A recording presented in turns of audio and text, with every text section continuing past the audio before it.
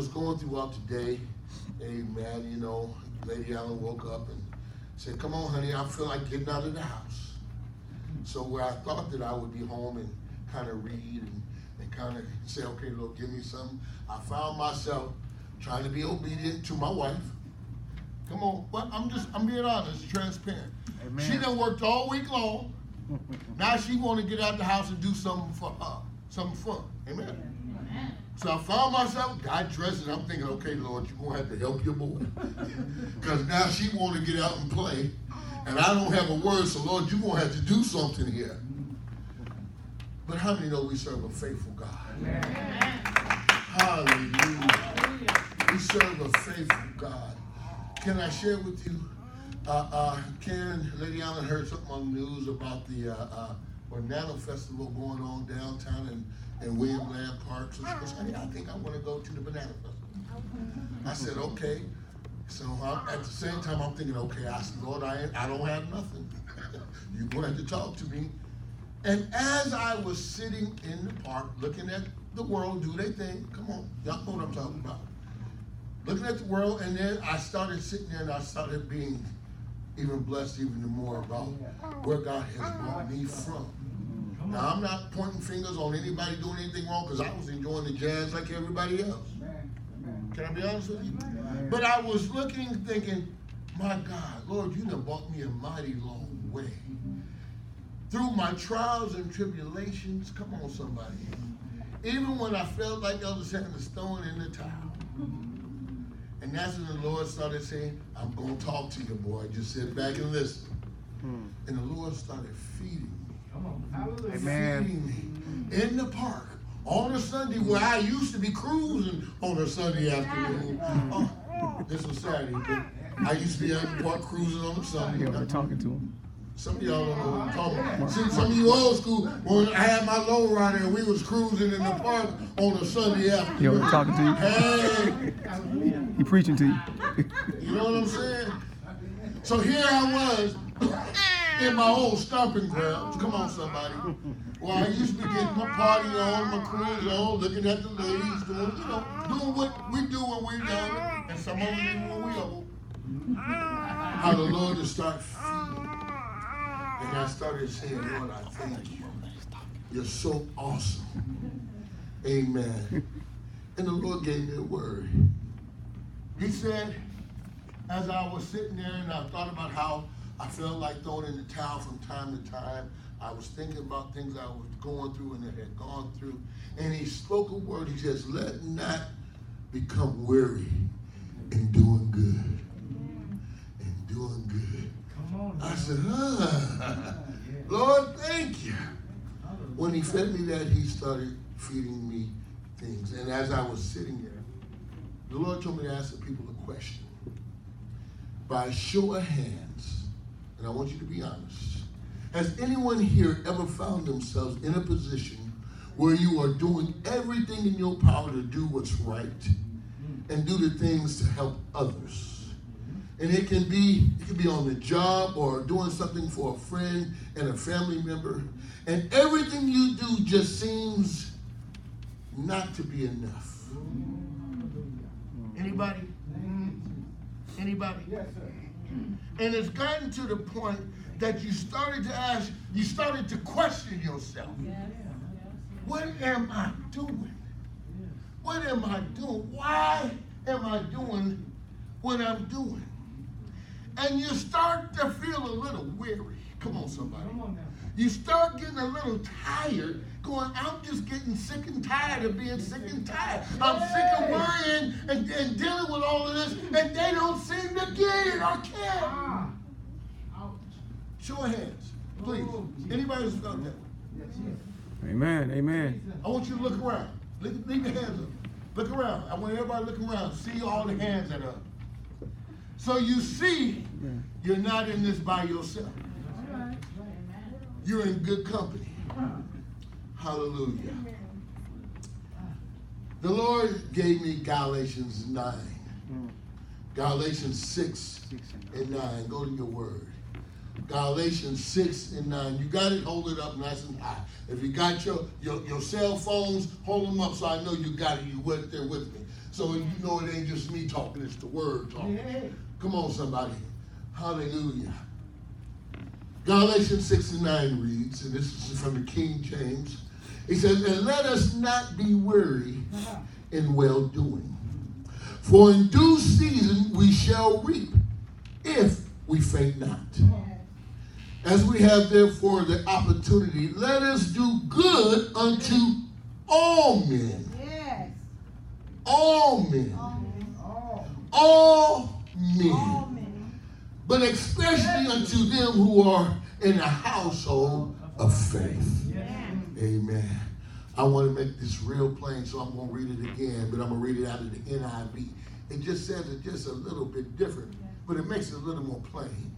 It says, let us not become weary in doing good. For at the proper time, we will reap a harvest if we do not give up. Yes. Therefore, as we have the opportunity, let us do good to all people. All people. Yes. Especially those who belong to the family of believers. Amen. Of believers. That means that we're to take care of everybody. Amen. Everybody, whether they look like you or not. Come on, somebody. Hallelujah. But it says we ought to do just even more for those that are believers. Come on. All right. And the reason why he tells us that, because he knows in doing good, we can get a little weary sometimes. That's right. Amen. We're trying to be a good guy or a good girl and trying to do all the things that are right, but sometimes doing right gets a little tiring. All right. Because those that we're doing for, come on somebody, don't seem like they appreciate nothing that you're doing. Y'all know what I'm talking about. Anybody got one of them neighbors that's always borrowing a cup of sugar? Or always borrowing some tools? Or coming over to you, or a family member always calling you when they need something? Anybody got some of them? All right. They call you when they need something. You don't hear from them any other time. But when they need something, they got you on speed dial. And we find ourselves time after time giving and helping and giving. And it seems like nothing changes. And you finally start, why am I doing what I'm doing? As I was sitting there in the park and the Lord was feeding me, he told me, he said, look at David. Yes. Look at King David. How many here knows the stories in the Bible about David? Well, let me tell you, for those that don't know a whole lot about David. David was a man, or let me say, he was a boy after God's own heart. Yes. That's right. Yes. Amen. I'm sure everybody in the room has heard the story about David and Goliath, how David slew Goliath and killed the giant. Yes. Amen. Yes. See, from a little boy, he had favor on his life. Yes, he did. See, he was even called to be the king of Israel as a little boy. Samuel, the prophet Samuel, when they said they were looking for a king for Israel because Saul, who was the current king at the time, started kind of messing up.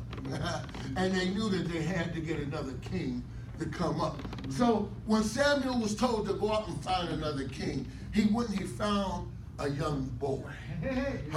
This young boy was out in the fields tending the flock. Come on, somebody, talking about he was tending the sheep. He was the youngest of brothers, amen. And so David was in the field taking care of the sheep when the other older brothers was out doing their thing. You know what I'm saying? And so here's little boy David out in the field. So when Samuel came looking for the king, the next king of Israel, he came to David's family. And so he talked to David's father and he said, I need to see your son. So the father went out and he got his strong, strapping young boys and bucks. I'm sure they was good-looking boys. They were strong and you know. And so Samuel looked at him. He goes, "Is there another one? Do you have another son?" He goes, "Yeah. Well, I got my son David. He's out there tending the sheep. he's out there, you know, but he's just a little boy. Samuel told him, go get him. Go get him. So the father was obedient. David's father went out to the field and got him and brought him in. And he said in front of his brothers, in front of his daddy and everybody, this is going to be the next king of Israel. He anointed David as a boy to be the next king. I'm sure David at that time as a little boy, he didn't understand really what was going on. Y'all, can you imagine? Can you imagine that? As you as a kid, somebody talking about, you going to be the next president of the United States. You thinking to yourself, this man is off his cuckoo. I can only imagine how David felt. But how God is strategic in what he does. Hallelujah. As David was tending the sheep, it was known that sometimes David would play his harp. He would play the harp in the field to calm the sheep down. When the sheep were getting a little restless, he would play his harp and the sheep would just calm right on down. Everybody kind of heard about David's talents, about how David would calm the sheep, and how he had a knack, how when he would sing, come on somebody, David must have had a voice of an angel. He would sing and just calm the savage beast down. Everybody knew about David. I'm sure everybody heard about how he would one day maybe be king, but you know how people are, how we can be as people. Now, here we go. The King Saul, who was in place, who was the first king of Israel. I'm giving y'all a history lesson. He was the first king of Israel. How? Because Israel felt that they needed a king to rule over them. And they found Saul had some issues. He was the king, but he had some issues. We know how some of our leaders can have issues. And I don't talk politics behind the pulpit too much, but we know we got somebody in charge that got some issues. Yes, yes. Y'all know who I'm Amen, talking about. amen. And he had some issues. So when he would have these issues and fits, somebody thought, hey, there's a little boy who plays the harp. If he can calm the sheep down, surely he can probably calm the king down. So they sent for David to come and see if he could be a help to the king. We're talking about how God is strategic. How God is so strategic in what he does. So David plays his harp for the king, and it calms the king right on down. Ooh, the king, hey, woosah. Hey, woosah. This boy got some talents. Hey, it calmed him right on down. And it made the king feel so good. The king said, I think I'm going to keep him around for a while. All right. I'm going to keep this boy around for a while. This boy got Amen. talents. So now we find that David then has gone from what? The field into the palace. Come on, somebody. From the field Promotion. into the palace. Now he was still just a servant boy, because he would only come to the king when the king needed him. Y'all know them people with issues only call you when they need something. Y'all with me? Yeah. So here now the king calls on David when he has issues, when he has these fits he can't control.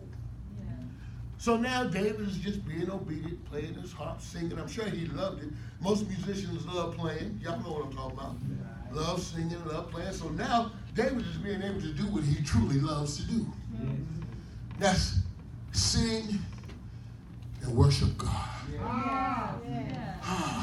Who could ask for a better position than to play music and to worship God and calm the king down? And I'm sure now in the palace, he has favor now in the palace. Come on, somebody. Yeah, I'm imagining this. I haven't read that, but I'm sure by King David living in the palace, now he's eating from the king's table. He's eating the best of the best. The best picked fruit. He's living real good now. He's living good. I'm sure David's feeling pretty good. How many want to have that job that they just dream about? Amen. Y'all know what I'm talking about. So now God has placed David in the palace. He's doing what he loves to do. Amen. And everybody knows the story about how